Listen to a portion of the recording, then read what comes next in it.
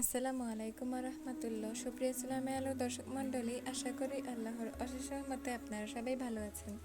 আজকে আমি আলোচনা করব রাসূল সাল্লাল্লাহু আলাইহি সাল্লাম কেন আমাদের গরম খাবার খেতে নিষেধ করেছেন ও খাবারে ফু দিতে কেন সতর্ক করেছেন, এবং বিজ্ঞানীরা এই বিষয়ে কি এমন খুঁজে পেয়েছেন যা 1400 বছর আগে মহানবী সাল্লাল্লাহু আলাইহি ওয়াসাল্লাম উম্মতদেরকে সতর্ক করেছেন। তো চলুন শুরু করি। রাসূল সাল্লাল্লাহু আলাইহি ওয়াসাল্লাম তার প্রিয় সাহাবীদেরকে ক্ষুদ্র থেকে বৃহৎ প্রত্যেক বিষয়ে শিক্ষা দিয়েছেন। তিনি পৃথিবীবাসীর অনুভূতি জাগ্রত করেছেন, বিশেষ করে খাদ্য পানীয় ও বিবাহ প্রভৃতি বিষয়ে প্রতিবেশীদের খাবার খাওয়ানো এবং খাবারের অধিক ঝোল রাখা ইত্যাদি বিষয়ে রাসূল সাল্লাল্লাহু আলাইহি সাল্লাম থেকে অনেক উৎসাহমূলক বাণী রয়েছে। জাবির ইবনে আবদুল্লাহ রাদিয়াল্লাহু তাআলা আনহু বলেন, রাসূল সাল্লাল্লাহু আলাইহি সাল্লাম পরিবারের জন্য গোশত ক্রয় করে বলতেন, অনেক ঝোল দিয়ে তৈরি করো এবং প্রতিবেশীদেরকে সমান ভাগে তাদের মাঝে বন্টন করো। রাসূল সাল্লাল্লাহু আলাইহি সাল্লাম বলতেন, আমার কাছে সবচেয়ে প্রিয় খাবার হলো সেই জিনিস যা প্রচুর পরিমাণে রয়েছে। রাসূল সাল্লাল্লাহু আলাইহি সাল্লাম গরম খাবার ঠান্ডা করতে ফু দিতে নিষেধ করেছেন।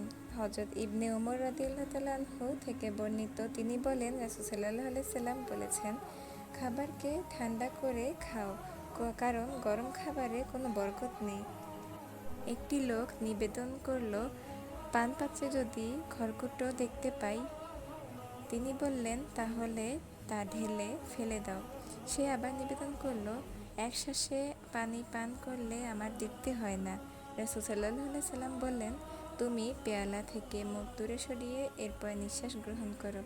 রিয়াদুস সালেহীন হাদিস 769। রাসূল সাল্লাল্লাহু আলাইহি সাল্লাম গরম খাবার বা পানীয় গ্রহণ করতে অথবা খাবারকে ঠান্ডা করতে তাতে ফু দিতে নিষেধ করেছেন। বর্তমানে গবেষকরা বলেছেন, যারা অতিরিক্ত গরম পানীয় পান করেন তাদের খাদ্যনালীর ক্যান্সারের প্রবণতা অনেক বেশি। গরম খাবারের সাথে অতিরিক্ত মশলাযুক্ত খাবার বা ধূমপানের অভ্যাস আছে তাদের এই ঝুঁকি আরও বেশি।